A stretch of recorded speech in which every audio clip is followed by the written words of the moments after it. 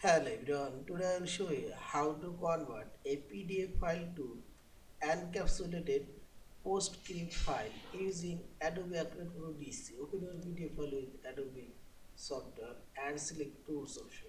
Now select an Export PDF option and select a More Format option. And here you will find this encapsulated PostScript and click this setting option. And here you can say this.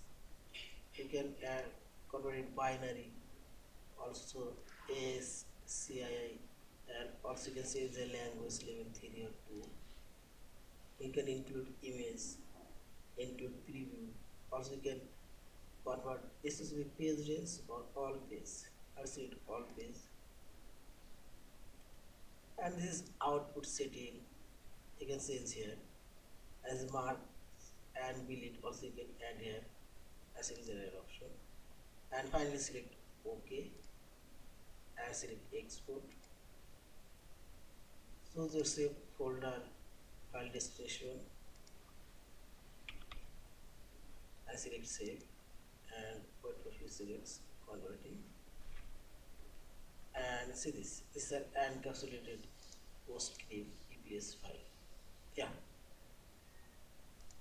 thank you for watching. Subscribe, like, share and comment.